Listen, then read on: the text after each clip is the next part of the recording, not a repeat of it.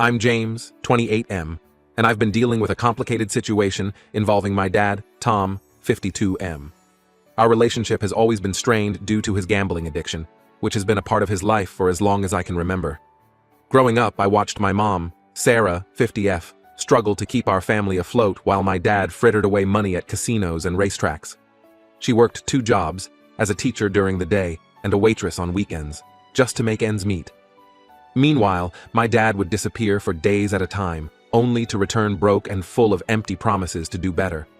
I remember one particular incident when I was 10. It was my birthday, and my mom had saved up for months to buy me a new bike. I was so excited when I saw the wrapped box in our living room. But before I could open it, my dad stumbled in, clearly drunk and agitated. He started arguing with my mom about needing money for some debt. When she refused, he grabbed the box with my gift and stormed out. I never saw that bike again, and my dad didn't come home for a week after that. Things came to a head when I was 12. My mom discovered that my dad had taken out a second mortgage on our house without her knowledge to cover his gambling debts. That was the last straw for her. She filed for divorce, and we moved out of our family home into a small apartment across town. After the divorce, I lived primarily with my mom, but spent every other weekend with my dad. He seemed to try harder during those visits, taking me to baseball games and teaching me how to fish. I remember one weekend when we went camping in the mountains. We sat by the campfire, and he told me stories about his own childhood. For a moment, it felt like we had a normal father-son relationship. But there were always signs that his addiction was still present.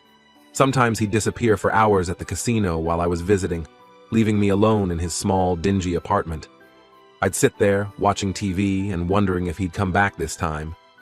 Other times, he'd be so broke that we'd end up eating ramen noodles for every meal during my stay.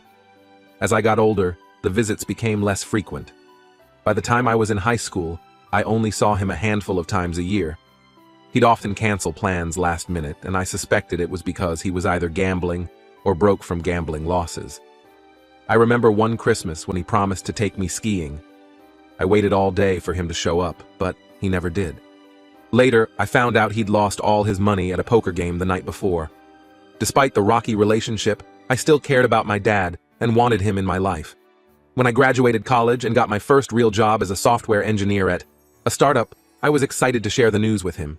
He seemed genuinely proud, and for a while, our relationship improved. We'd grab dinner every few weeks, and he'd ask about my work and dating life. He even helped me move into my first apartment, spending a whole weekend painting and assembling furniture with me. Things were going well until about 6 months ago. My dad called me out of the blue, sounding panicked. He said he owed some dangerous people $5,000 and needed my help. He claimed he'd borrowed money for a sure-thing investment, but it had fallen through. Against my better judgment, I agreed to loan him the money if he promised to get help for his addiction. He swore up and down that he would, so I transferred him the cash. A month later, he was back asking for another $3,000. This time, he said it was to pay off some old medical bills that had gone to collections. I was skeptical, but he sounded so desperate that I reluctantly gave it to him after he claimed he was almost done paying off his debts. But then 2 weeks ago, he called again asking for $10,000. He said the loan sharks he owed money to were threatening him, and he needed the cash immediately. He spun a story about how they had shown up at his workplace and threatened to break his legs if he didn't pay up soon. I lost it. I told him I wasn't going to enable his addiction anymore, and that he needed to figure it out on his own. I reminded him of all the times he'd promised to get help and never followed through. He got angry and said I was abandoning him when he needed me most. He brought up all the times he was there for me as a kid, the camping trips, the baseball games, teaching me to fish. He said I owed him for raising me. I couldn't believe what I was hearing. I reminded him that he was barely around and that Mom did most of the work. I brought up all the birthdays and holidays he'd missed, the times he'd left me alone while he gambled, the constant broken promises. I told him that whatever good memories we had were overshadowed by years of disappointment and neglect. The argument escalated, with both of us saying hurtful things. He accused me of being ungrateful and selfish, saying I'd forgotten where I came from now that I had a good job. I fired back that I'd worked hard for everything I had, no thanks to him. Finally, I couldn't take it anymore and ended up hanging up on him. I thought that would be the end of it, but I was wrong. He started showing up at my apartment unannounced. The first time, I let him in against my better judgment. He begged me for money again, saying the loan sharks were going to hurt him if he didn't pay. When I refused, he got belligerent. He started, knocking things over and yelling so loud that my neighbors came to check if everything was okay. I had to threaten to call the cops to get him to leave. He's come by 2 more times since then. The last time, my girlfriend, Megan, 26F, was over. We've been dating for about a year, and while she knew about my dad's addiction, she'd never seen this side of him before. She answered the door, not knowing who he was. He tried to convince her to let him in, claiming there was a family emergency. He told her I was in trouble and needed his help urgently. Luckily, she texted me first and I told her not to let him in. After that incident, Megan sat me down for a serious talk. She was concerned about my safety and well-being. She pointed out that my dad's behavior was escalating and that he might become dangerous if left unchecked. She suggested I consider getting a restraining order, but I wasn't ready to take that step yet. I feel awful for cutting my dad off, but I don't know what else to do. He's refused to get help for his addiction, and I can't keep bailing him out. Every time I give him money, I'm just feeding his addiction. But at the same time, I worry about what might happen to him if I don't help. What if the loan sharks really do hurt him? My mom thinks I'm doing the right thing. She says she wishes she'd set firmer boundaries with him years ago. But some other family members, like my Aunt Lisa, my dad's sister, say I'm being cruel. They think I should help him because he's family, regardless of his faults. I'm torn between my love for my dad and the need to protect myself. I want to believe he can change, but I've been disappointed so many times before. I don't know if I can take another round of broken promises and manipulation. ATA for refusing to help my dad and cutting contact? Should I give him one more chance? Or am I right to protect myself even if it means potentially leaving him in a dangerous situation? Edit. Thank you all for the responses and support. To clarify a few things, yes, I've tried to get my dad into treatment before. I've offered to pay for rehab multiple times over the years, but he always refused. And no, I don't plan on giving him any more money. I know it would just enable his addiction further. Update 1. It's been about 2 weeks since my original post, and unfortunately, things have only gotten worse with my dad. He's escalated his attempts to contact me and get money, pushing me closer to my breaking point. Last week, he somehow got hold of my work email address. I suspect he might have sweet-talked the information out of a well-meaning receptionist at my company. He started sending me long, rambling messages. Most of them were guilt. Trips about how I was turning my back on family and forgetting where I came from. But a few contained vague threats, saying I'd regret it if I didn't help him out. One particularly disturbing email hinted that he knew my daily routines and could make things difficult for me if I continued to ignore him. I was shaken by these messages. I forwarded them to our IT department, and they blocked his address, but the damage was already done. I found myself constantly looking over my shoulder, worried that he might show up at my workplace. My productivity took a hit as I struggled to focus on my tasks, jumping every time my phone buzzed or someone knocked on my office door. Then this past weekend, he crossed another line. He showed up at my mom's house. I wasn't there, but my mom called me in a panic. Apparently, he was drunk and belligerent, demanding to know where I was. When my mom refused to tell him, he started yelling and pounding on the door so hard she thought he might break it down. She ended up having to call the police to remove him from the property. I felt awful that my mom had to deal with that because of me. She assured me it wasn't my fault, but I still feel guilty. Growing up, she always tried to shield me from the worst of my dad's behavior. I remember countless nights when she'd send me to my room while she dealt with his drunken rages. Now it feels like I've failed to protect her, like I've let the cycle of abuse continue. The incident at my mom's house was the last straw for me. After talking it over with Megan and my mom, I decided to file for a restraining order against my dad. The hearing is set for next week. Part of me feels like I'm betraying him by taking legal action. I keep thinking about the good times we had, the fishing trips, the baseball games, the proud look on his face when I graduated college. But then I remind myself of all the times he let me down or put his addiction first. It's hard to reconcile the kind, fun dad I occasionally had with the desperate addict he's become. I keep wondering if there was something more I could have done to help him over the years. Maybe if I'd pushed harder for him to get treatment when I was younger, things wouldn't have gotten this bad. But then I remember all the times I did try to help, only to be rebuffed or taken advantage of. I've also been dealing with a lot of anger. Anger at my dad for putting us through this. Anger at myself for not setting boundaries sooner. Anger at the world for dealing my family such a crappy hand. There are moments when I want to scream, to break things, to let out all the pent-up frustration and hurt. My girlfriend Megan has been incredibly supportive through all of this. She's offered to come with me to the restraining order hearing for morale support. I'm grateful to have her in my corner, but I worry that all this drama might be too much for her. We've only been together for a year, and this certainly isn't what she signed up for when we started dating. I'm also considering joining a support group for family members of addicts. A coworker who went through something similar with his brother recommended one that meets weekly near me. I'm hoping it might help me process some of these complicated feelings I'm dealing with. Maybe talking to others who've been in my shoes will help me feel less alone in all this. For now, I'm just taking things day by day. I'm trying to focus on work and maintain some sense of normalcy in my life. But it's hard not to constantly worry about what my dad might do next, or if he's okay. Despite everything, a part of me still cares about him and hopes he'll get help someday.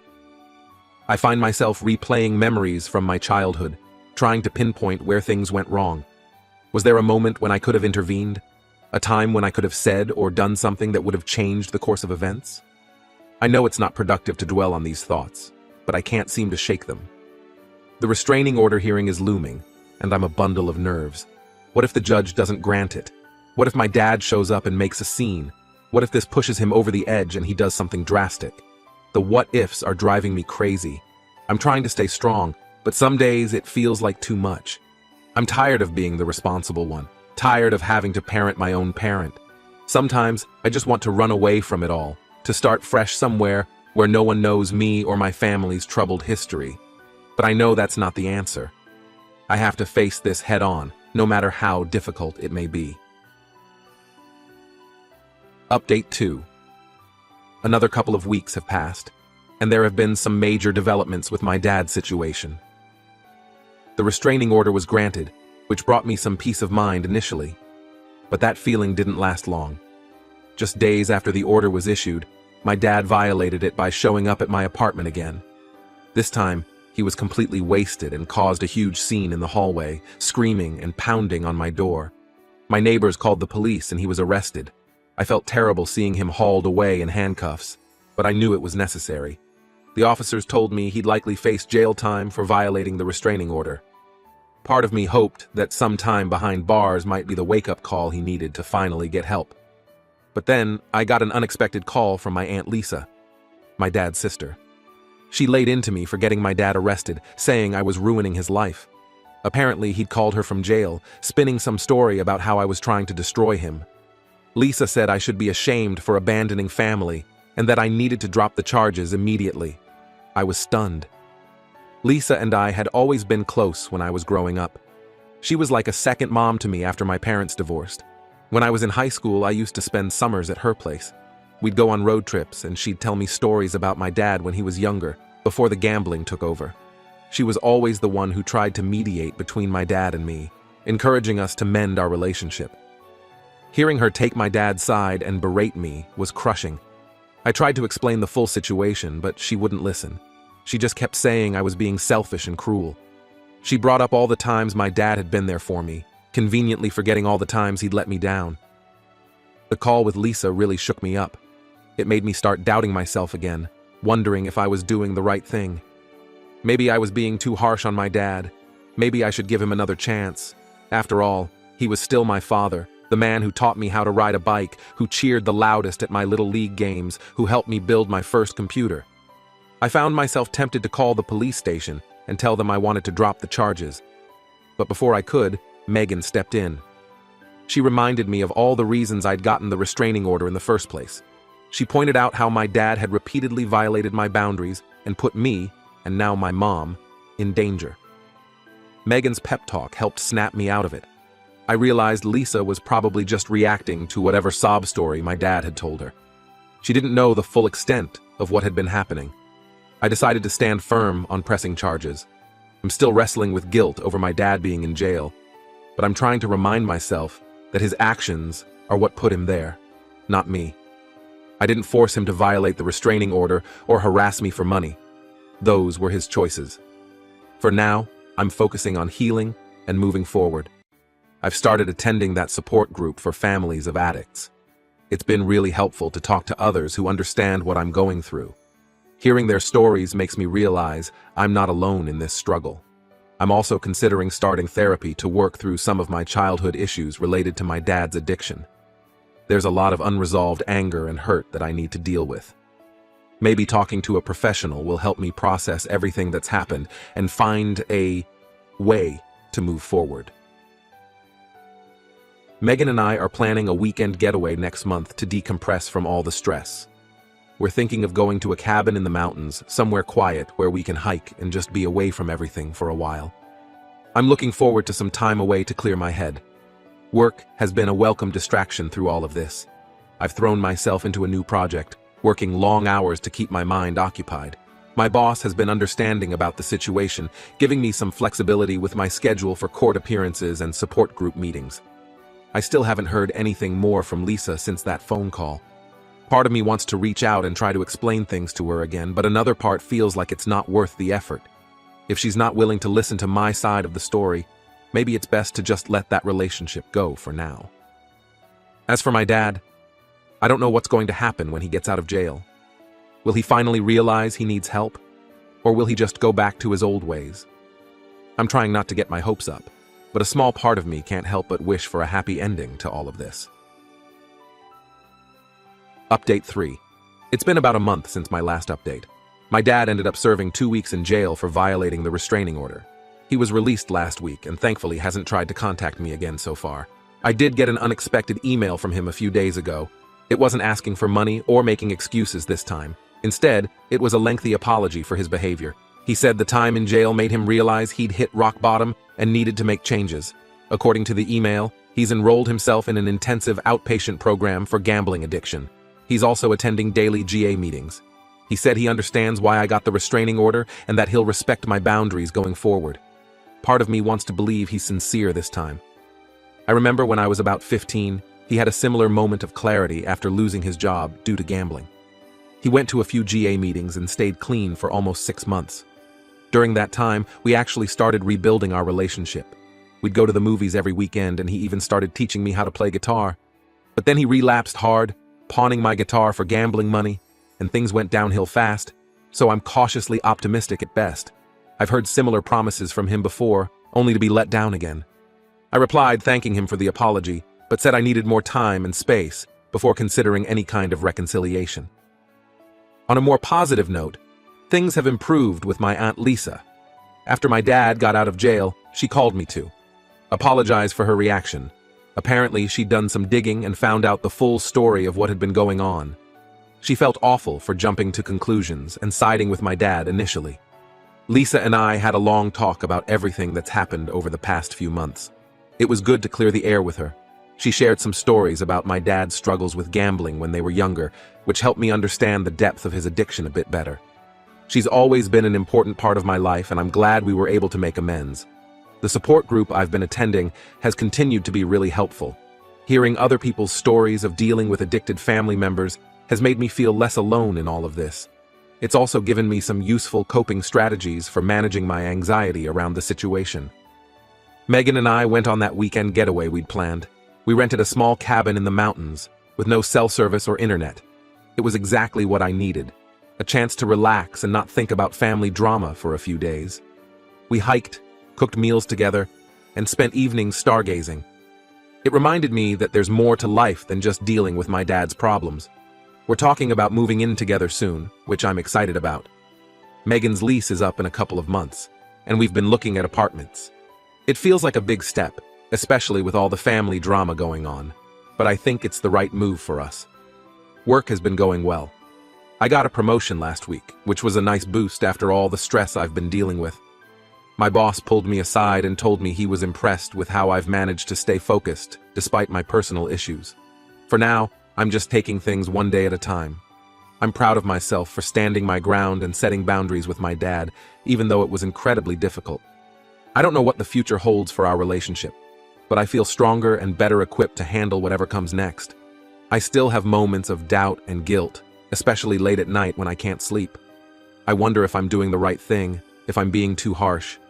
But then I remind myself of all the pain and stress his addiction has caused over the years. I know I need to prioritize my own well-being, even if that means keeping my distance from him for now. I'm trying to focus on the positive things in my life, my relationship with Megan, my career, my friendships. I'm learning that it's okay to be happy even when there are unresolved issues with my family. It's a process, and I know there will be good days and bad days. But for the first time in a long while, I feel hopeful about the future.